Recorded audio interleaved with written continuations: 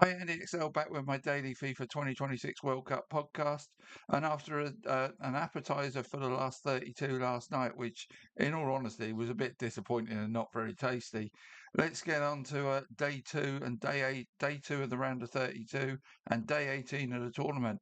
And the first of the so-called tournament big guns faced the peril of an elimination game as Brazil faced Japan, a team that has beaten them within the last 12 months. Japan came through Group F as runners-up, having been a match for the Netherlands in their opening game, putting four past Tunisia in their second game, and then drawing an even encounter with Sweden in their final group game. And it's worth noting that Brazil are not the only big scalp they have taken in the last year. They also beat England at Wembley. Added to that, they are unbeaten in their last 10 matches, winning 7 and drawing 3. In those 10 games, they scored 20 and conceded 7. So there is no doubt they will provide a stern test of Brazil's candidature to win this World Cup. And let's not forget that Brazil finished 10 points behind Argentina in their World Cup qualification round and were one of 5 teams in that round to finish within a point of each other. So not really clear distinction between Brazil and the rest of the South American qualifiers, apart from Argentina, who are much better than them. So we need to look at this Brazil team not through the eyes of, oh, it's Brazil, they're always brilliant, but looking at this Brazil team in isolation. So that's the eyes we need to look through in this.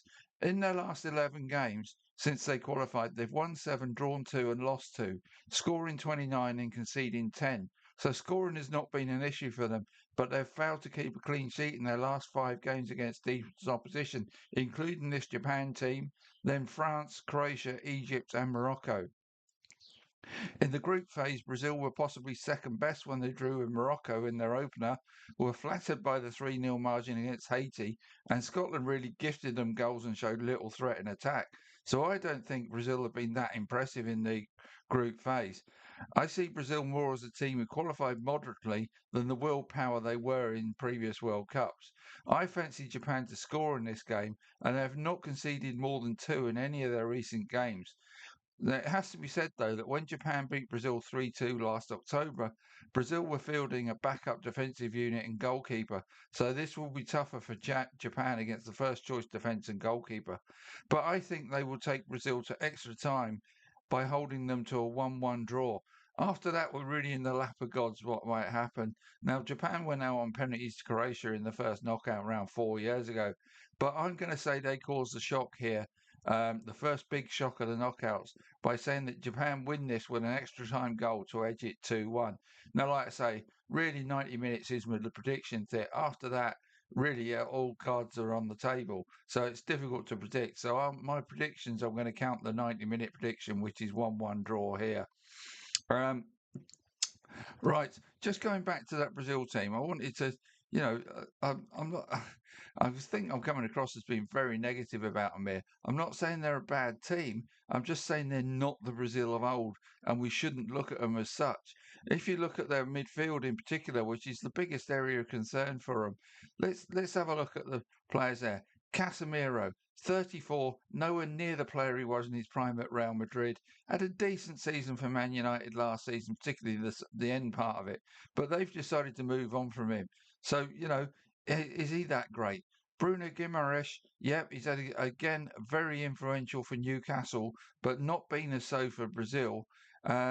Lucas Paquetá, now there's a guy. His English league career is basically as an inconsistent player for a lower half Premier League team. So again, there's nothing to write home about there. If they weren't wearing Brazilian shirts, we wouldn't be talking about this lot in the way we tend to.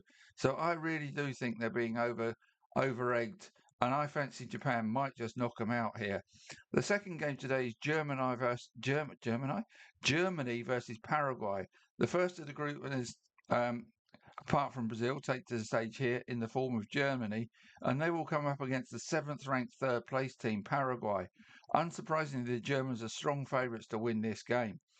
The Germans did not make the mistakes others did in their opening game as they fully they were fully focused in demolishing Curacao 7-1.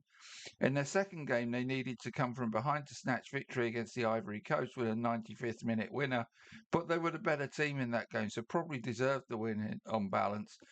Having won the group before their last group game, they did not seem to be as focused as they were in the first two games against an Ecuador team that had to win and so Germany fell to a defeat.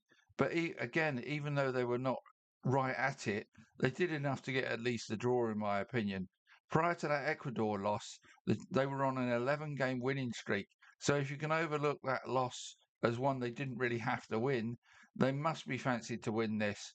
Paraguay were hammered by the USA in their opening game, scored an early goal in the second game against Turkey, and then sat back and successfully defended that lead, even though Turkey had no fewer than 32 shots in that game. That that win put Paraguay and Australia in a position where a draw put both teams through, and that game ended in a predictable 0-0 draw, despite Australia probably being slightly the better team. So Paraguay have hardly been impressive in this tournament and will probably look to defend deep and counter-attack against Germany. And they could possibly pose a threat on the counter against an injury-hit German back four, um, yeah, um, back four and a goalkeeper who was hardly impressive in their last game. Paraguay have now played 10 times since they qualified, winning 4, losing 4 and drawing 2, so a 50-50 record, and they grabbed the final South American qualification spot despite scoring just 14 times in 18 games. I do not see Paraguay offering much of an offensive threat to the Germans despite the Germans' possible defensive issues. So this is all about them. Can they stop the Germans scoring? And with the Germans having scored in the last 12 games and having multiple options up front, both starting and off the bench, I think Germany find a way to get the goals they take them through to the round of 16. So I'm going to say Germany win this 2-0, maybe 3-0. The late game today is Netherlands versus Morocco. This is the second of 6 really good matches after that Brazil-Japan game in the round of 32. And this will be a tough test for both teams. But whoever passes this test will face Canada in the round of 16. And Canada were hardly impressive in beating South Africa last night. The winner then will be favoured to make the quarter-finals. Netherlands shared the points in a well-contested opening game against Japan. Then they were really clinical to score 5 goals from 7 shots on target, fewer than their opponent Sweden had in that game in terms of shots on target. That big win over the Swedes put them in a great position to win the group, and they did so by beating Tunisia easily in their last game. The Dutch were not over impressive in qualification prior to the tournament, and their pre-tournament friendly results were patchy at best. So they will be pleased to have found some form in front of goal in particular in this tournament. Morocco started the tournament really well against Brazil, but have underwhelmed a little bit in their last 2 games. But let us not overlook the fact that they were semi-finalists 4 years ago, won the Arab Cup recently, lost the controversial AFCON final on penalties before being awarded the win later, and have won 3 and drawn 2 of their friendlies since AFCON, the 2 draws coming against Ecuador and Norway. In their last 21 games since last December, which makes them one of the busiest and therefore well-honed teams in that period, in normal time they have won 13 and drawn 8, so are unbeaten in 90 minutes. In the 3 tournament games that went beyond 90 minutes, they won a game in extra time and were 1-1 in penalty shootouts, 1-1, lost 1. On reflection, I just wonder if the Netherlands' reputation has been falsely boosted by that wide margin win over Sweden, a game that stats-wise was pretty even. And with the Netherlands having not kept a clean sheet in their last 7 games and Morocco having scored in their last 8 games, we could see goals here. I think we see our second extra time game of the night as the game finishes 1-1 after 90 minutes, maybe even 2-2. And given their tournament record, I'm going to take my punt on Morocco to win this in extra time or on penalties. So if you fancy my thoughts, follow my line of thought with Japan and Morocco, who are both odds against to qualify with a bookmaker, so they're second favourite to qualify, and Japan are a big second favourite. If either of them do go through, you would win money by putting the same stake on both.